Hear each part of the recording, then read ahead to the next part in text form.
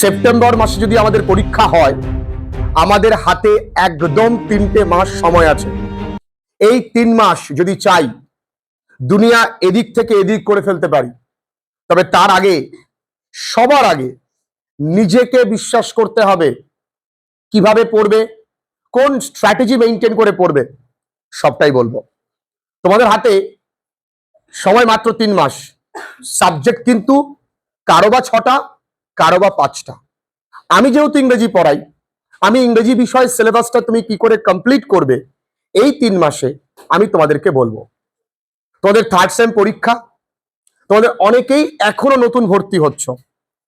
3rd same পরীক্ষার পর তোমাদের 4th সেম, যেখানে তোমাদের ডেসক্রিপটিভ ইংলিশ পেপার পরীক্ষা হয়, যেখানে রাইটিং লিখতে হবে, যেখানে গ্রামার কষতে হবে, অর্থাৎ there will be no options. একটি ন্যারেশন চেঞ্জ করতে পারলে 3টি নাম্বার দেবে। সেম ন্যারেশন চেঞ্জ তুমি 3rd সেমেও শিখতে পারছো। তাহলে একটু যদি বুদ্ধি করে পড়াশুনো করি যে 3rd সেমটাকে শেখার জন্য কাজে লাগাবো, তাহলে 4th সেমে গিয়ে প্র্যাকটিসটা ভালো করে করলেই ঝামেলা মিটে গেল। কারণ শেখার সময় তো আমরা টেক্সচুয়াল গ্রামার দিয়ে শিখি না, তাই না? শেখার সময় আমরা টেক্সচুয়াল গ্রামার ব্যবহার করি না নন টেক্সচুয়াল ইউজ করি? নন টেক্সচুয়াল। তাহলে শিখলাম নন টেক্সচুয়াল, প্র্যাকটিস করলাম টেক্সচুয়াল, ঝামেলা মিটে গেল। বাকি তো সিলেবাস রয়েই গেছে। তোমাদের যা সিলেবাস আছে, এখনো অনেকেই নতুন ক্লাসে জয়েন করছে, তারা হাহুতাশ করছে, স্যার আমি পুরনো ক্লাস কি করে কমপ্লিট করব? দেখো, সত্যি কথা বলতে আমাদের সিলেবাস সম্পূর্ণ শেষ। হ্যাঁ, আমাদের ফাইনাল টাচ এখনো বাকি আছে। কিসের বাকি আছে ফাইনাল টাচ দেওয়া? গ্রামার পার্টটা, আমাদের আনসিন পার্টটা, আনসিনের সিনোনিম অ্যান্টোনিমস, এগুলো আমাদের দেখা বাকি আছে। এগুলোর সঙ্গে আমরা কিন্তু রিভিশনও চলছে আমাদের। এই 3 মাস তো অনেক বেশি। তুমি যদি আমার কথা মেনে 2 মাস সময় দাও, তুমি এটা একদম ভাববে না তোমার কি কি বাকি আছে। দেখবে যে কোনো গল্প পড়ার আগে যারা যারা পেজ উল্টে দেখে কতগুলো পেজ বাকি, তারা কোনোদিন সামনের দিকে এগোতে পারে না। তার অর্ধেকের বেশি পড়লেই সে টায়ার্ড হয়ে যায়। তুমি গল্প পড়বার সময় বা কোনো কিছু পড়বার সময় তোমার কতটা বাকি সেটা নিয়ে ভাবলে চলছে না। তুমি কতটা পারছো, কমপ্লিট করে ফেলেছো, সেটার উপরে ফোকাস করো। যেমন আমি রিভিশনের মধ্যেও riders to the sea complete করে দিয়েছি, রিভিশনের মধ্যে the night to night Deoli complete করে দিয়েছি, আমি রিভিশনের মধ্যে আজকে আবার ক্যাজুয়ালিটি কমপ্লিট করে দেব। প্রতিটা জায়গা আমি আবার রিভিশন দেব, চিন্তা নেই। প্রতিটা গল্পের 1 শট ক্লাস, কবিতারও তাই করিয়েছি। তোমাদের মোটামুটি গল্প আছে কটা? তোমাদের গল্প আছে the night to night Deoli, strong roots, the bet. তাহলে তোমাদের প্রোজ আছে 3টে, পোয়েট্রি আছে 2টো, একটা 55টা লাইনের, একটা 70টা লাইনের, আওয়ার ক্যাজুয়ালিটি আর ইউলিসিস। নাটক আছে একটি, রাইডার্স টু দ্য সি। আচ্ছা, গেল। এই হলো মোটামুটি তোমাদের প্রোজ, পোয়েট্রি, ড্রামার সিলেবাস। গ্রামারে তোমার কি আছে? জয়নিং, পারলে স্প্লিটিং তুমি পারবে। আছে তোমাদের কি? ন্যারেশন চেঞ্জ, আছে তোমাদের আর্টিকেল প্রেপোজিশন, আছে তোমাদের এরর কারেকশন। এই তোমাদের গ্রামার। যদি কেউ মনে করে জয়নিং এবং স্প্লিটিং এ 2 দিন সময় লাগে, 2 দিন, দেখো শিখতে, কিন্তু এক্সিলেন্সিতে পৌঁছতে গেলে কিন্তু অনেক দিন প্র্যাকটিস কন্টিনিউ রাখতে হবে। শিখতে বলেছি। ন্যারেশন চেঞ্জ একদিন এক বেলায় হয়ে যাবে। আর্টিকেল প্রেপোজিশনের কনসেপ্ট গ্রো করতেও 1 দিন লাগবে। এরর কারেকশন আমি 2 দিন ধরলাম না। এরর কারেকশন টেক্সটটুকু ভালো করে পড়লে এরর কারেকশন থেকে খুব একটা জটিল প্রশ্ন দেয় না। ক্লিয়ার? টেক্সট যেহেতু টেক্সচুয়াল দেবে, তাহলে আমি যদি টোটাল গ্রামারে 10 ডেজও ধরি, আর এই 3টে গল্পে যদি আমি 3 দিন ধরি, আচ্ছা চল না 2 দিন করে ধর, 6 দিন ধরলি, 2টো কবিতায় 2 দিন ধরলি, একটি নাটকে সারাদিনে ধরতাম 2 দিন ধরলাম, তাহলে 6 আর 2 8 আর 2 কত হয়? আর এখানে হয় কত? 10। তাহলে টোটাল 20 দিনে তোমার সিলেবাস কমপ্লিট হয়ে যাচ্ছে। 20 দিন, 20টা দিন তোমার লাগবে সিলেবাস কমপ্লিট করা। এখানে পয়েন্টস টু বি নোটেড। পাঠ্যটাকে কোনোভাবে অ্যাভয়েড করা যাবে না। ডেফিনেটলি আমরা 1 শট ক্লাসগুলো করব। আমার হাতে সময় আছে পাঠ্যটা পড়ার। পাঠ্য পড়ার সময় প্রতিটা শব্দের বাংলা মানে তুমি দেখবে যে তুমি একা একা প্রতিটা লাইনের মানে বের করতে পারো কিনা। তা অভ্যাস, আর কিচ্ছু না, কোনো কঠিন কিছু নেই। কোশ্চেন বাঞ্চ বা যে কোনো প্র্যাকটিস সেট, আমরা কোশ্চেন বাঞ্চ করছি যখন প্র্যাকটিস করবে, কোন প্রশ্নটা বাদছে সেই প্রশ্নটাকে পয়েন্ট আউট করা, সেই প্রশ্নটা ওয়ান লাইনার পাঞ্চের মধ্যে লিখে রাখা। আমি প্রতিটা গল্প কবিতা নাটকের ওয়ান লাইনার পাঞ্চ প্রোভাইড করেছি, প্রতিটা গল্প কবিতা নাটকের অ্যান্সার স্ক্রিপ্ট প্রোভাইড করেছি। কিছু অ্যান্সার কন্ট্রাডিক্টরি হয়েছে, যেমন আজকে যখন ক্যাজুয়ালিটি করব তখন দেখব তোমার মনে হচ্ছে অপশন সি, কিন্তু উত্তরে দেওয়া আছে অপশন এ। এগুলো কন্ট্রাডিক্টরি, সেগুলো পয়েন্ট আউট করে বের করে নিয়ে আসবো। কিছুই নেই। এই যে গল্প কবিতা নাটক মাত্র 1 মাসে প্রতিদিন একটু একটু করে শুরু করো, প্রতিদিন।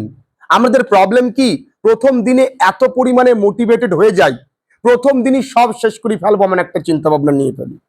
প্রথম দিন সব শেষ করা যায় না, প্রথম দিন অল্প করতে হয়, সব থেকে অল্প পড়াশুনো প্রথম দিন করতে হয়। 40টা প্রশ্ন হবে তোমাদের জন্য, 40টা প্রশ্নের মধ্যে কিন্তু 20টা প্রশ্ন একটুখানি মডারেট টু টাফ হবে, বাকি 20টা সবাই পারবে। এই 20টা প্রশ্ন পারবার জন্য তোমায় একটু রিসার্চ বেসড পড়াশোনা করতে হবে। আরে বাবু, আমি এমসিকিউ পারি কিনা এটা বাড়িতে বসে একা একা দেখা, একটু রবীন্দ্রসঙ্গীত শুনতে শুনতে এমসিকিউ প্র্যাকটিস করা, আবার কোনো ডান্স বা পেপি মিউজিক শুনতে শুনতে প্র্যাকটিস করি না, মানে করিস না জানো আজ কি পার্টি মেরি তরফ সে, তাহলে তো হবে না। একটুখানি সিরিন, একটু ট্রাঙ্কুইল, মানে একটু প্রশান্তিমূলক গান শুনবি। আমি শুনতাম যখন আমি when I was in college, তখন আমি রবীন্দ্রসঙ্গীত শুনতাম আর কলেজের যে অ্যাসেসমেন্ট গুলো সেগুলো লিখতাম। তোরা লিখবি, তোরা শুনবি, গান plays a important role to make your mind calm and cool, শান্ত করতে সাহায্য করে। ঠিক আছে, একা একা সলভ করবি, কোনগুলো বাদছে দেখবি, সেগুলোকে পয়েন্ট আউট করে বের করে রাখতে হবে। আর প্রতিটা ক্লাস তো আমি দিচ্ছি, আমি যেই পরিমাণ পরিশ্রম করছি তোমরা সেই সাতটুকু দাও। আগামী 3 মাস, এই 3 মাস পরে আর সুযোগ পাবে না এমসিকিউ পরীক্ষা দেবার স্কুল লাইফে। এই এমসিকিউ তে 40 out of 40 at any cost দিতে হবে। এমসিকিউ যেমন ভালো তেমনি খারাপ। এমসিকিউ তে কনফিউশন বেশি হয়, আর কনফিউশন কখন হয়, যখন তুমি কনফিডেন্ট থাকো না। আর তুমি কনফিডেন্ট কি করে হবে, তুমি যতটা বেশি পারবে পাঠ্যটা পড়বে, প্র্যাকটিসটা রিসার্চ বেসড করবে। অর্থাৎ তুমি রিসার্চ মানে কি, আমি দেখছি আমি কোনগুলো পারছি না, প্রশ্নের শব্দগুলো কি ভাষায় লেখা, প্রতিটা প্রশ্নের মানেটা ভালো করে দেখা।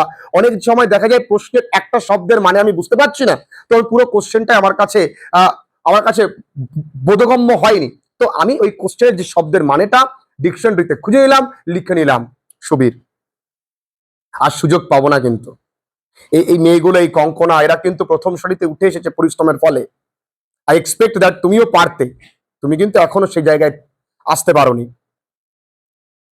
আর কবে, আর কবে তুমি পারবে, সময় নেই তো হাতে। এখন খুব মন দিয়ে পড়তে হবে 3টে মাস।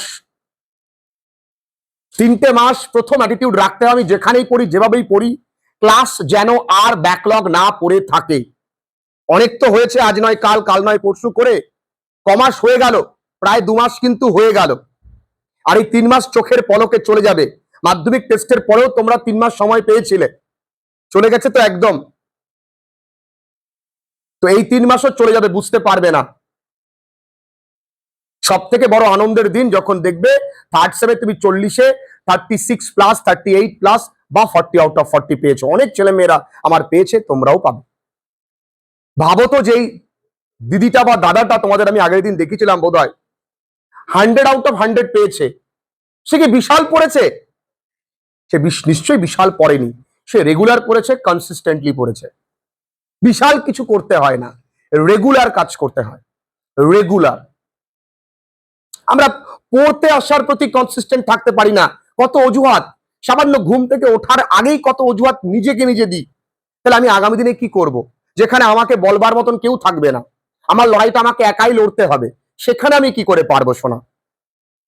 সে জায়গাটা তো আরো কঠিন। আমরা জানিও না আমরা যে কোন স্টেপে এগোলে আমরা জীবনে সফলতা পাবো। আমরা হতে পারি খুব ভালো স্টুডেন্ট, ততক্ষণ পর্যন্ত তোমার মেরিট, তোমার সার্টিফিকেটকে মূল্যায়ন করা হবে না যতক্ষণ না পর্যন্ত তুমি একটা ফিক্সড স্যালারি পাও। তোমরা দ্য মডেল মিলিনিয়ারে নিশ্চয়ই পড়েছো, it is better to have a permanent income than to be fascinating, তাই না? Fascinating in terms of marksheet, in terms of your look, যাই হোক না কেন, সব থেকে যেটা এই বাস্তব পৃথিবীতে প্রয়োজন সেটা তুমি কি উপার্জন করো।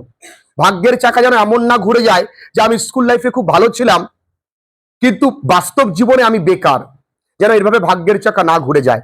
সঠিক সময় নিজের ট্যালেন্টটাকে চ্যানেলাইজ করতে পারলে তবেই সফলতা পাবে। অতিরিক্ত বুঝে গেলে জীবনে কিন্তু সফলতা আসতে দেরি হবে। আর সফলতার লড়াইতে ব্যর্থতা যত বারংবার ফেস করবে তত বারংবার তোমার কিন্তু কনফিডেন্স নিচে নেমে আসবে। আর সেই অ্যাটিটিউডটা এইচএস থেকে শুরু করতে হবে। সবাই পারে না টানা 15 বার 16 বার পরীক্ষা দিয়ে সেই মোটিভেশন ধরে রেখে আবার পরীক্ষা দেওয়া, সবার দ্বারা সেই ব্যাক সাপোর্টও থাকে না। একটু মন দিয়ে পড়ো, তোমরা বড় হয়েছো, তোমাদের ম্যাচুরিটি অনেকটাই এসেছে, সব বোঝো তোমরা কোনটা খেলে ভালো লাগবে, কিভাবে ছবি তুললে তোমাদের একটু বেশি সুন্দর লাগবে, সবকিছু বোঝো। কিন্তু কিভাবে পড়লে লাইফটা ডেকোরেট হবে, কোন ফিল্টার দিলে তোমার চেহারাটা একটু পরিষ্কার লাগবে সেটা ভালো বুঝতে পারছো, ঠোঁটটা লাল লাগবে বুঝতে পারছো, কিন্তু কিভাবে বইটা পড়লে তোমার জীবনটা আর একটু ভালো হবে সেটা তুমি এখনো বোঝো না। কি অদ্ভুত তোমরা, একবার ভেবে দেখো। সামান্য ঘুম থেকে উঠতে পারো না, সামান্য শুধু একটাই বাজে চিন্তা, কালকে পড়বো, কালকে পড়বো। কেন কালকে পড়বো? আজকেই, এই মুহূর্তেই। রাত 12টায় মনে হয়েছে বই পড়বো, রাত 12টায় পড়বো। কিসের দিন, কিসের রাত? দিন রাত তো আমরা সৃষ্টি করেছি, সব তো সময়ের খেলা। অনেক মানুষ আছে রাতের বেলা নাইট গার্ডের কাজ করে, তাদের ঘুমও হয় না, তারা তো দিনে ঘুমোয়, আছে না? তো পড়ো, সময় এখনো অনেক আছে।